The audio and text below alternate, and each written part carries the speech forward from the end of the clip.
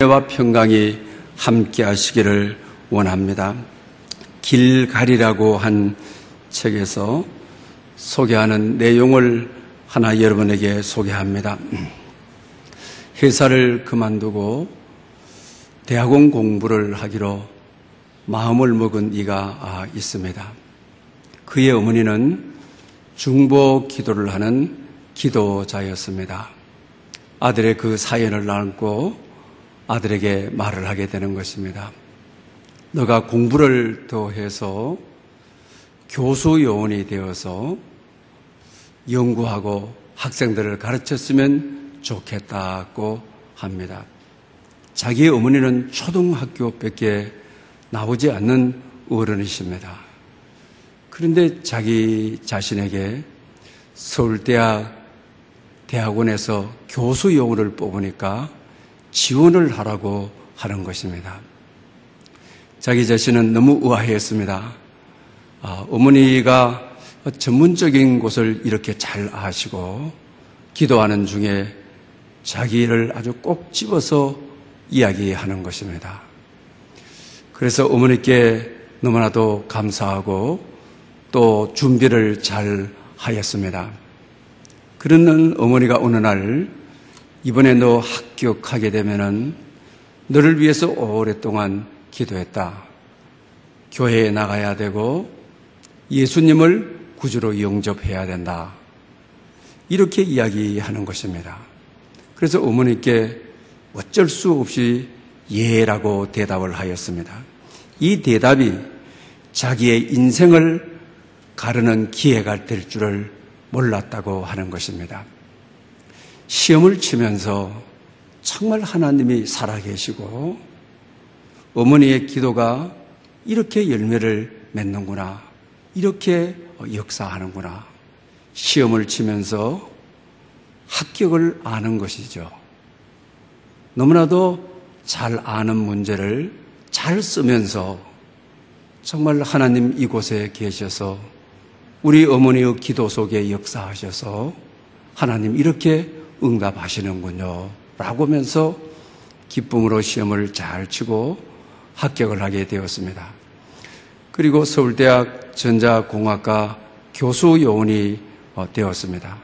그리고 학교에서 보내주는 유학을 가게 되어지는 것이죠. 그리고 유학 생활 속에서 하나님을 깊게 만나고 경험을 하게 됩니다. 그리고 외국에서 공부를 하신 유학생들을 위한 모임인 코스탁에 가서 학자들에게, 유학생들에게, 교수들에게 복음을 전하는 어머니의 중보 기도가 얼마나 힘있고 능력있고 내 삶의 기쁨이 되었는지를 소개하고 있는 것입니다. 여러분, 어느 때보다도 어두운 우리가 대림절을 맞게 되는 것입니다. 코로나가 격상되었습니다. 또 예배 인원도 좌석의 20% 정도로 예배를 드리게 됩니다. 또 2.5단계로 격상을 해야 된다고 합니다. 이것이 전파 속도가 너무나도 빠르기 때문입니다. 또 지금 병동이 없기 때문인 것입니다. 그러면 중소 영세업을 하는 분들은 삶에 체감할 정도의 어려움을 겪게 될 것입니다.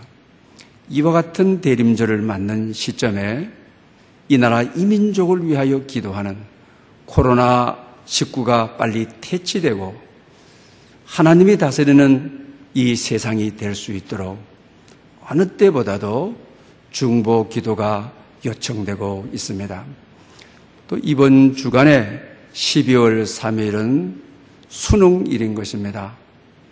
우리 학생들이 그건 동안 공부했던 내용들을 평가받게 되는 것입니다. 교회가 이들을 위해서 중보 기도해야 될 시점입니다. 그래서 12월 3일은 우리 교회도 10시부터 모여서 그들이 시험이 끝나도록 중보 기도를 교회에서 드리려고 합니다. 특별히 이 대림절 이런 성탄절을 앞둔 네 주간을 대림절이라고 합니다. 이미 이 땅에 오신 예수 그리스도를 축하하고 다시 오실 예수 그리스도를 기다리는 절기라고 해서 대림, 기다린다라고 하는 의미인 절기인 것입니다. 특별히 이와 같은 절기에는 중보 기도가 요청되는 그 시기인 것입니다. 또 경건에 힘써야 될 시기인 것입니다. 그래서 오늘은 특별히 기쁨의 복음이라 이런 제목으로 여러분들에게 말씀을 드리려고 합니다. 여러분은 내 삶의 즐거움을 어디서 찾는 것입니까? 어떤 분들은 직장에서 찾는 분들도 있죠. 또 어떤 분들은 등산을 가면서 또 맛있는 음식을 먹으면서 또 해외 여행을 하면서 또 어떤 분들은 낚시를 하면서 내 인생의 즐거움이 거기에 있다고 생각하는 분들이 많이 있는 것입니다. 여러분들은 여러분 인생을 잘 돌아보며 내 인생의 즐거움이 어디에서 가장 많이 있는가 한번 생각해 볼 수 있기를 바랍니다. 지난주에는 파주에서 이 출판업을 아주 크게 하시는 분이 또 우리 교단의 대부분 교재들 또 신앙 서적들을 출판하는 장로님이 초청을 해서 저녁 식사를 하고 꼭 한번 자기 회사 공장을 견학했으면 좋겠다 해서 다른 목사님하고 갔습니다. 밤 늦은 시간인데도 이제는 전부 자동화가 돼서 그러니 교재 표지에서부터 저 끝장까지 그냥 한 번 기계가 돌아가게 되면 책 한 권이 딱 지어본데에서 착착착착 이렇게 15코스를 거쳐서 그걸 보았습니다.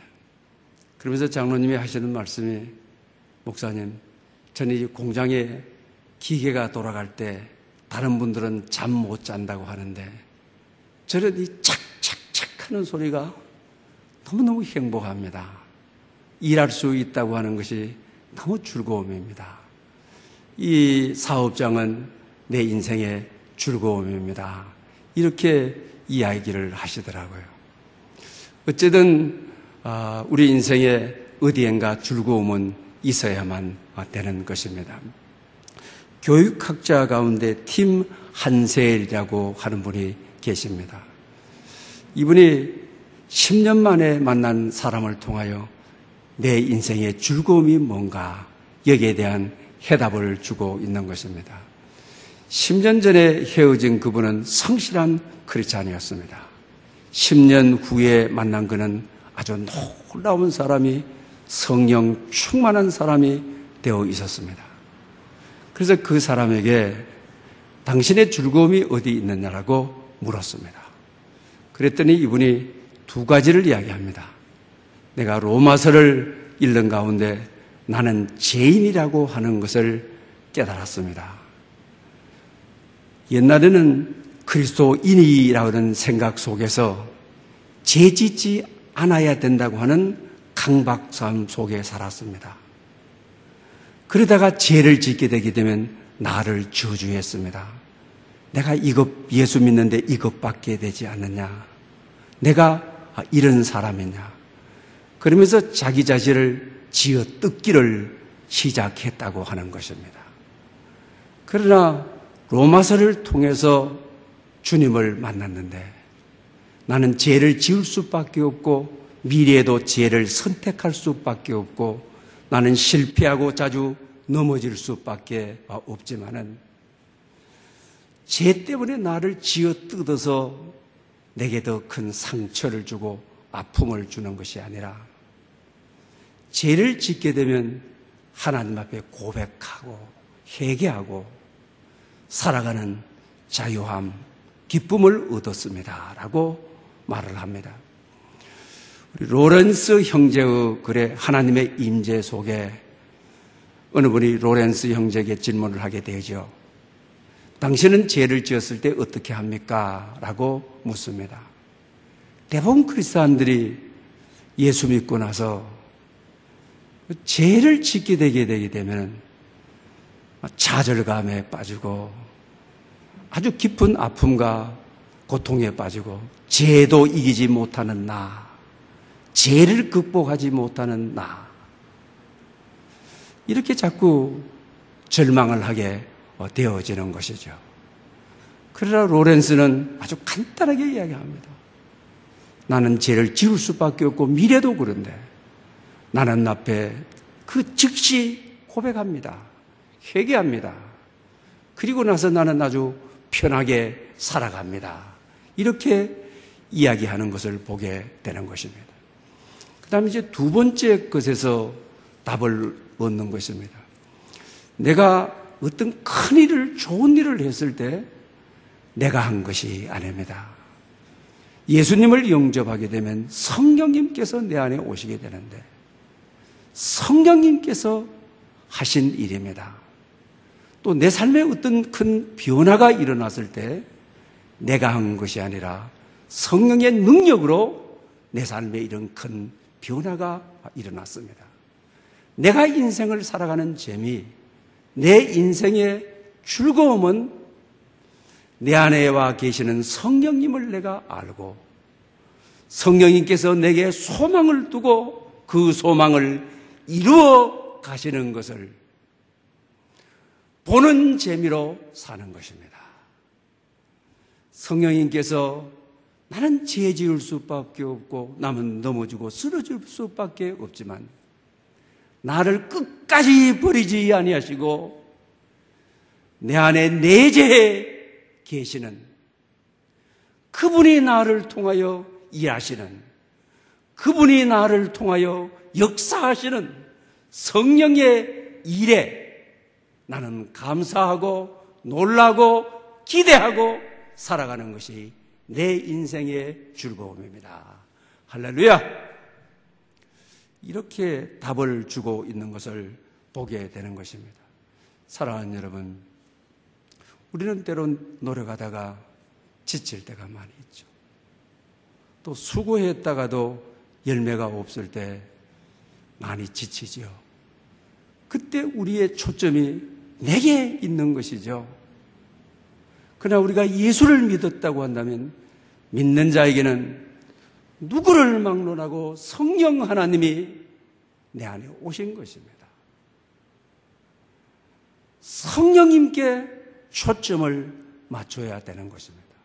성령님은 누구를 막론하고 내가 죄를 짓고 내 스스로 죄책감을 가질 때도 성령님은 끝까지 나를 포기하지 아니하시는 영이 성령 하나님인 것입니다. 질그릇 같은 나이지만은 깨어지기 쉽게 깨어지는 나이지만 내 안에 성령님께서 소망을 두고 그것을 이루어 가시는 것입니다. 그래서 우리는 주님께 성령님께 초점을 둔다고 한다면은 나를 들어서 쓰시는 하나님께 감사하고 나를 이끌어 가시는 하나님께 내 자신이 놀래고 내일도 미래도 나를 인도해 가시는 하나님의 기대, 하나님의 소망에 내가 기뻐하고 즐거워하는 것. 성령님이 하시는 일에 내가 기뻐하며 살아가는 성령님이 하시는 일을 내 안에서 내가 경험하고 생동감 있게 경험하고 그 하시는 일이 일시적인 감정이 아니라 구체적인 현실임을 보는 즐거움으로 삽니다. 이렇게 그는 답을 내놓고 있는 것을 보게 되는 것입니다. 특별히 우리가 어려운 시대를 살아가고 있는 것이죠. 환경을 보고 나를 보게 되게 되면 여기까지밖에 못 달리나, 여기까지밖에 올 수밖에 없는 내 한계, 난 이것밖에 되지 않느냐, 나는 왜 이렇게 결심해도 죄를 지어야 하느냐, 왜 넘어져야 하느냐, 쓰러져야 하느냐, 내게 초점을 두면 그렇습니다. 그러나 내 안에 와 계시는 성령님께 초점을 두게 되게 되면은 나는 부족하고 연약하나 쉽게 깨지는 질그릇 같으나 이 질그릇 속에 보화가 계셔서 내가 사는 것이 나는 죽고 내 안에 와 계시는 독생자 아들 예수 그리스도를 믿음으로 사는 것이라. 그분께 초점을 맞출 때 우리의 삶은 기쁨이 충만하고 은혜가 충만한 것입니다.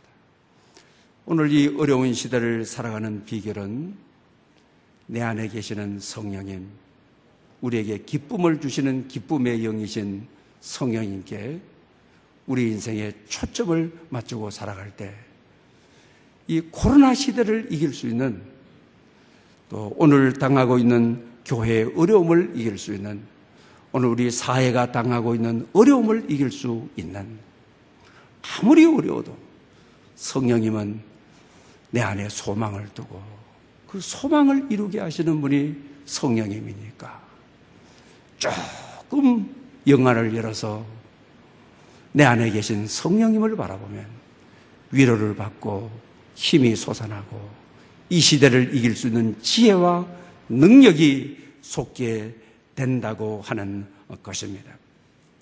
그러면서 한셀은 이렇게 이야기합니다. 이분은 나쁜 사람에게서 좋은 사람으로 변화받은 것이 아니다. 그는 원래 성실한 크리스찬이었습니다. 좋은 사람에서 놀라운 사람으로, 좋은 사람에서 불의 사람으로, 성령의 사람으로 변화받은 것이다 라고 말을 합니다. 그러므로 어두운 시대는 내 안에서 빛나는, 내 안에서 역사하시는 성령님을 보아야 합니다. 성령님을 알아야 합니다. 성령님께 소망과 기대를 가져야만 되는 것입니다. 그분은 나를 고아와 같이 세상에 버려두지를 않는 것입니다.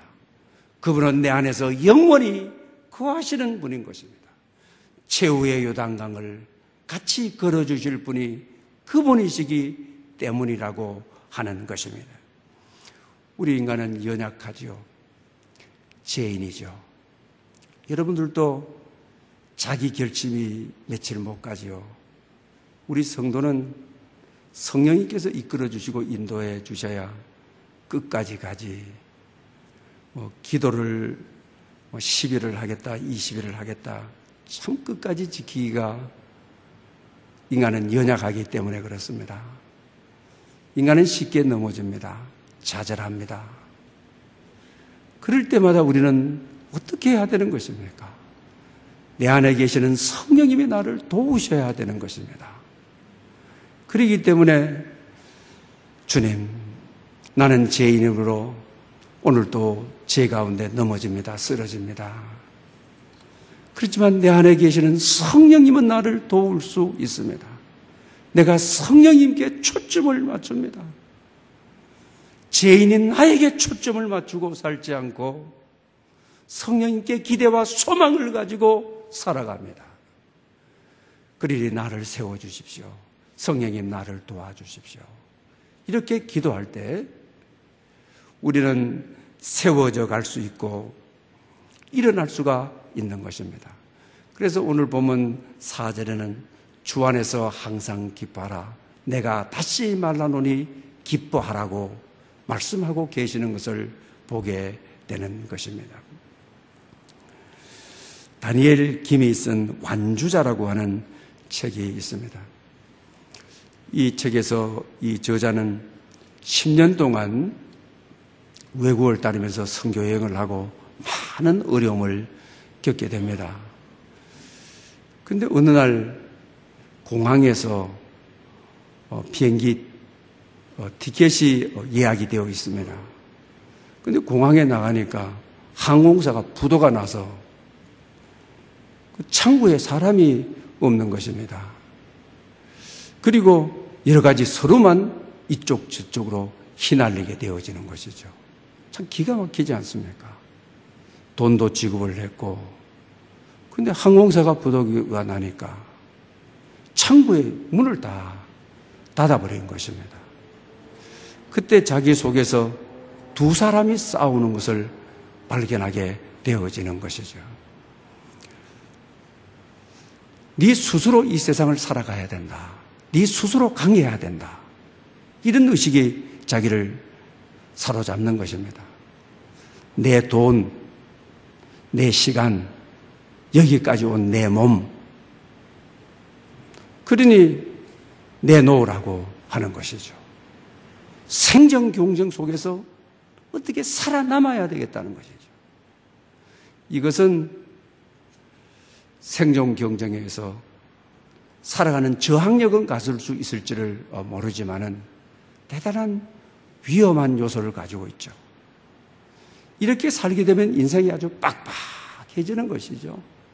인생이 아주 피곤해지게 되어지는 것이죠. 내 돈, 내 시간 지켜야 되겠다. 항공사가 이게 뭐냐? 자꾸 자기 자신을 앞세우게 되게 되면 사람이 악해지죠. 독해지죠. 아주 깔깔해지게 되어지는 것이죠.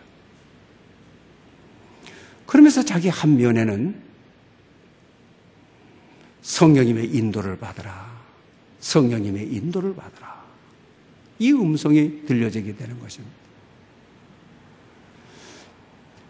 이 비행기를 못 타게 되는 것은 이 비행기를 타면 큰일이 또 날 수 있기 때문에 성령님께서 너를 이끄시는 것이다.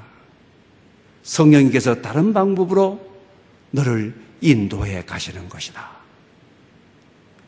내 안에 계시는 성령님께 나를 선하게 이끌어 가시는, 내 아래에 소망을 두시고 내 장래를 인도해 가시는 그분의 선한 손에 내 몸을 맡기고 시간을 맡기고 물질을 맡겼을 때 아주 여유로워지는 것이죠. 풍요로워지는 것이죠. 넉넉해지는 것이죠. 사랑하는 여러분, 그러면서 자기 자신에게 너는 어떻게 살래? 이 질문을 던지게 되는 것입니다. 여러분들은 어떻게 사시겠습니까? 나를 지키기 위하여 생존 경쟁 속에서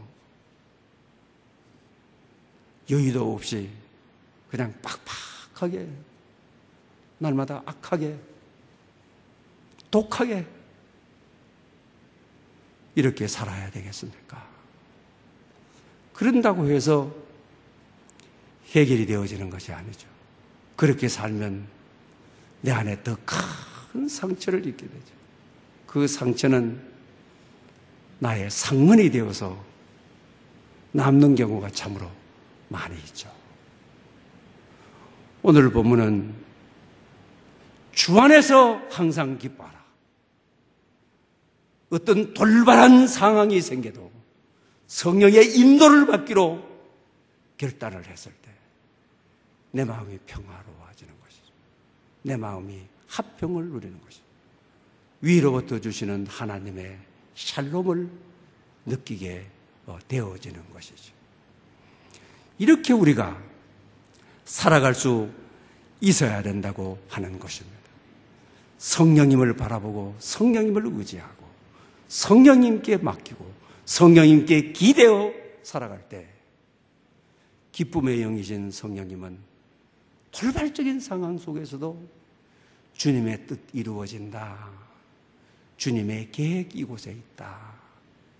주님의 선하신 인도가 나를 당황하게 하지만, 나를 힘들게 하지만 주의 더 좋은 선한 계획으로 나를 인도해 가고 있다.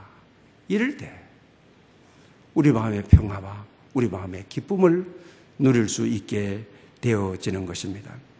19세기에 미국에서 의사 공부를 하고 의과대학을 나오고 바로 자원을 해서 중국 선교사로 갔습니다.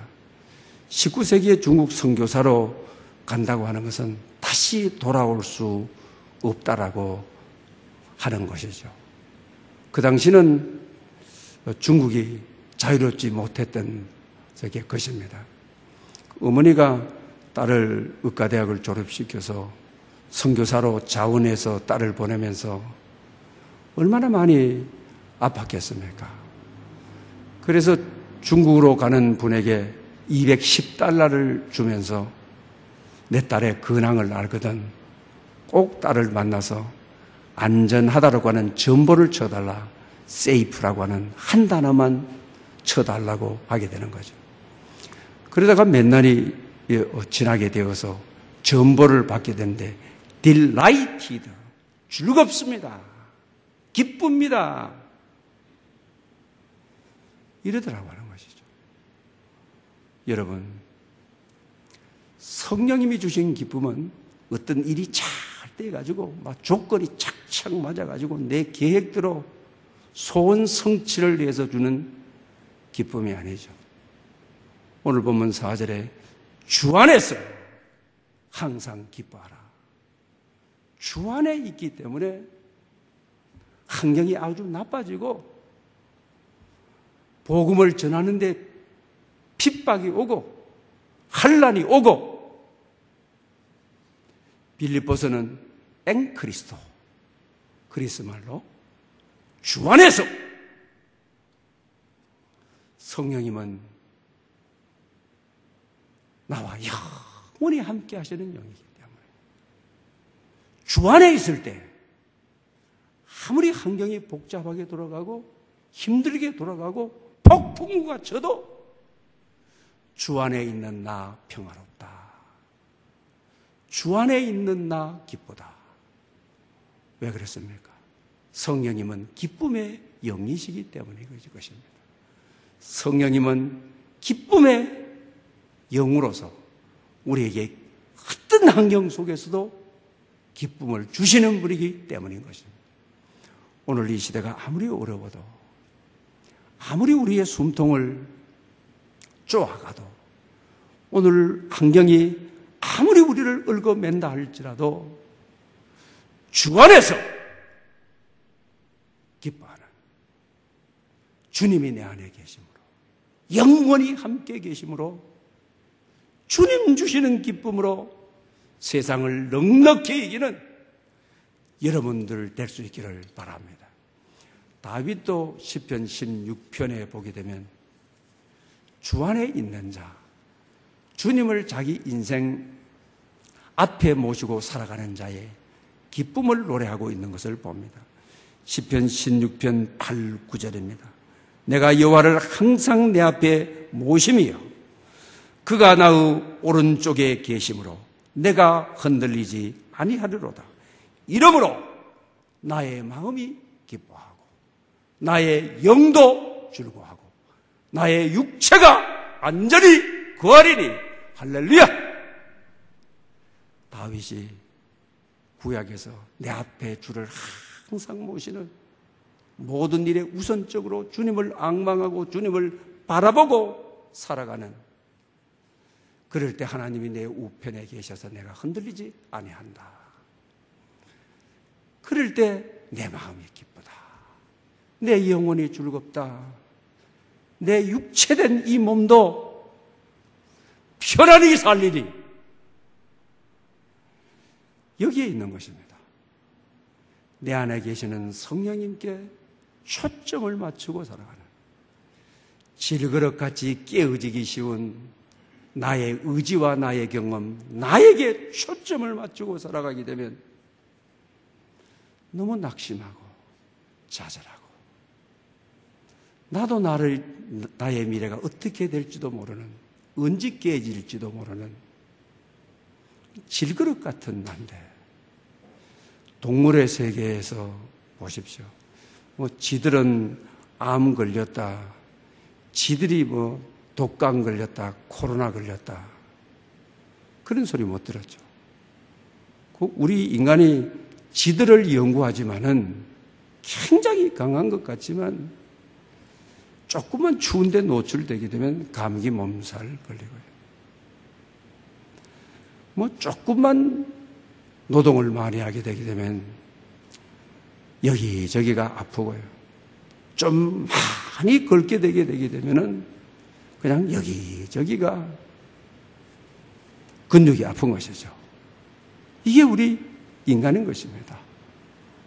나를 의지하고 살아가면 세월 가면 갈수록 낙심합니다. 좌절감을 느낍니다. 연약한 인생은 내 안에 계시는 성령님을 알고 성령님을 바라보고 성령님을 의지하고 성령님께 맡기고 나를 위하여 행하시는 놀라운 일을 기대하며 매일매일 살아가는 것이, 이것이 성도의 기쁨을 누리는 성도라고 하는 것입니다. 하루하루 기쁘게 살아갈 수 있는 나의 기쁨이 어디에 있느냐? 내 안에서 행하시는 성령님께서 행하시는 일을 보고 즐거워하는, 기뻐하는, 이것이 바로 우리의 삶의 길이라고 하는 것입니다. 여러분, 교회가 성경 통독을 합니다. 여러분, 성경 통독을 이제 내년도면 제 6년 차를 하게 되는 것이죠. 왜 성경 통독을 하는 것이죠? 요사이 사도행전을 읽고 또 사도행전 속에서 바울이 1차 선교행에서부터 4차 영역을 가면서 그 바울의 서신서를 보냈던 내용들을 같이 읽게 되어지는 것이죠. 그러면서 우리는 어떤 환경 속에서 바울이 로마에 편지를 보냈느냐? 왜 에베소에서 고린도 전서와 고린도 후서를 보냈느냐? 왜 로마 감옥에 있으면서 빌립보서, 골로새서, 에베소서 편지를 보냈느냐? 우리가 하나님의 마음을 읽게 되는 것이죠. 주님 안에 있게 되는 것이죠. 저는 어떤 시간보다도 행복한 것이 성경을 읽는 시간입니다. 주님 안에 있다. 말씀 안에 있다. 아무리 생각이 혼란하고 마음이 혼란스러워도 성경을 읽게 되게 되면 마음의 편안과 고요함이 옵니다. 그 이유가 어디에 있습니까? 성경 안에 있다는 것은, 말씀 안에 있다는 것은 내가 주 안에서 항상 기뻐라. 주님 안에 있는 것입니다. 주님과 동행하고 있는 것입니다. 뿐만 아닙니다. 우리가 기도하죠. 기도하지 않으면 세상의 근심, 걱정 참 많죠. 손에 닿는 것이다 근심, 걱정이고 눈에 보이는 것이다 근심, 걱정 덩어리들 아닙니까? 그러나 기도는 주님 안에 머무는 것이죠. 주님께 초점을 맞추는 것이죠. 이 문제를 다스려 주시고 해결해 주신 우주보다도 더 크신 주님 앞에 내 마음을 맞추는 것이죠. 그럴 때 조용해지잖아요. 주님 안에 있을 때 환난이지만은 어려움이 있지만 내 마음속 깊숙한 곳에서 기쁨이 솟아오르잖아요. 교육자 생활이라고 하는 것이 하나님께서 평생 동안 편하게 지내게 하시질 않습니다. 아, 지금 좀 됐다. 이제 편하게 살아가야지. 하나님은 절대로 교육자들을 배부르게 하지 않죠. 따뜻하게 하지 않죠. 반드시 한 고비가 지나게 되면 더 어려운 고비가 오고 더 큰 환난이 오고, 저도 여러분 앞에 이렇게 태연하지만 내적으로는 또 우리 교단적으로 아주 큰 어려움들, 정말 사람의 힘으로는 해결할 수 없는 그런 어려움들. 그래서 하나님 앞에 시간마다 나와서 이거는 하나님만이 하실 수 있습니다. 하나님이 통치하여 주셔야 합니다. 하나님이 다스려 주셔야만 합니다. 그런 경우가 많이 있죠. 왜 그렇습니까? 하나님께 초점을 맞추도록 절대로 교육자를 배부르고 등 따시게 그냥 두지 않죠. 편안하게 하시지를 않는 것이죠. 왜? 그러면 초점이 흐려져 버리니까요. 초점 없는 인생을 살게 되어지니까요. 고난을 주신 이유가 하나님 앞에 나와 살려달라고, 이걸 해결해달라고, 주님 다스려달라고, 주님 통치해달라고, 주님은 만왕의 왕이시지 않느냐고 하는 거죠. 그러면 환경이 아무리 꼬여가도 어려워도 내 마음속에 기쁨이 샘솟는 거죠. 주님 앞에 맡길 수 있는 것이죠. 우리 감사 운동도, 영성 감사 쓰기도 마찬가지죠. 어떤 불평을 기록하면 안 되는 거죠. 아무리 억울해도 억울함을 기록하면 안 되는 거죠. 아무리 모순적이라도 하나님이 모순이 너무나도 억울하고, 영성 감사일기는 그렇게 쓰지 않죠. 하나님, 내가 오늘 이 모순적인 일, 수모적인 일을 당하였습니다. 그러나 이 일을 통하여 하나님이 나를 향한 메시지가 있는 줄 알고 감사를 드립니다. 어떤 불행한 조건 속에서도 이곳에 하나님의 임재가 있는 줄 알고, 이 일을 통하여 하나님이 계획하신 일 있는 줄 알고 감사합니다. 불평과 원망이 자리 잡지 못하도록 하나님께만 감사에 초점을 맞추는 것이죠. 그래서 이 세 가지 운동을 하는 이유가 성령님의 손에 맡겨드리려고, 성령님의 손에 붙잡히려고 하는 것입니다. 우울증을 앓고 자살을 시도했던 자매님이 계십니다. 그런데 어느 날 남편이 그것을 알고 빨리 대처를 해서 살아났습니다. 이 자매님이 살아나서 세상이 완전히 바뀌어지게 되는 것입니다. 우울증을 앓으면서 가정에 너무 짐이 된다, 또 남편에게도 너무 짐이 된다, 내가 빨리 세상을 떠나는 것이 가정도 살리는 것이라고 생각을 했습니다. 그러나 막상 자기가 그 일을 겪고 나니까 나는 죽고 예수로 사는 복음, 기독교의 본질은 나는 죽고 예수님으로 사는 것이, 부활하신 예수님의 능력, 성령의 능력으로 사는 것이 기독교의 본질인 것이죠. 자살을 시도하다가 실패를 하고 나는 죽고, 대부분 오랜 동안 이 정신계통의, 신경계통의 병을 앓으신 분들이 예민합니다. 쪼끄단 말 한마디에도 상처가 돼서 막 크게 분노하죠. 왜? 오랜 병이기 때문에 이해를 해야 됩니다. 그건 병인 겁니다. 그 사람이 그러는 것이 아닙니다. 조그만한 상처된 말에도 그냥 못 견디는 거죠. 근데 자기 자신이 자살을 했다가 살아났으니까 나는 죽고, 어떤 상처된 말이나 상처된 일이 왔을 때 내가 죽는 것이 중요하잖아요. 나는 죽고, 자라세살에서 죽는 것하고는 비교가 되지 않을 정도로 복음이 믿어지더라고요.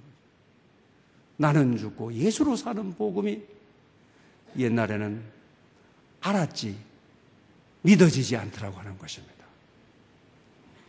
죽으려고까지 했는데 그 상황 속에서 내 마음을 죽이는 자세, 내 자세를 죽이는 자세, 내 자존심을 죽이는 자세, 이건 아무것도 아니더라는 것이죠.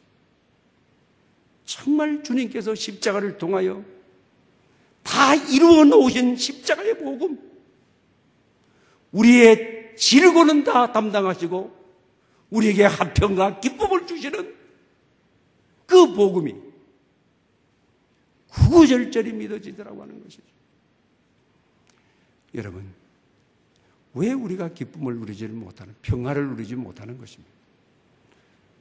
내가 안 죽어서 그런 것이죠. 십자가는, 예수님은 내 죄를 위하여, 내가 받아야 될 형벌을 위하여 죽으신 것이죠. 죽으니까 부활의 영으로, 부활의 복음으로, 부활의 능력으로 복음이 세상을 덮는 것입니다. 복음은 완전한 복음인 것입니다. 어떤 죄인들도 하나님의 자녀로 천국의 시민으로 완전한 복음으로 하나님이 빚어가는 것입니다. 오늘 이 어려운 시대를 살아가는 여러분들, 나는 죽고 기쁨의 복음, 십자가의 복음으로 살아가는, 그래서 이 시대를 성령이 주시는 기쁨으로 헤쳐나가는 여러분 될 수 있기를 축복합니다. 기도드리겠습니다. 주님, 어떤 상황 속에서도 완전히 바꿀 수 있는 기쁨의 복음을 우리가 믿습니다. 주님이 복음 그 자체임을 믿습니다. 우리의 삶이 어떤 형편에 있든지 우리가 기쁨으로 살아갈 수 있도록 성령 하나님 우리 안에 영원히 거하여 주시옵소서. 나는 죽고 예수님으로 사는 이 놀라운 십자가의 기쁨의 복음을 붙잡게 해 주시옵소서.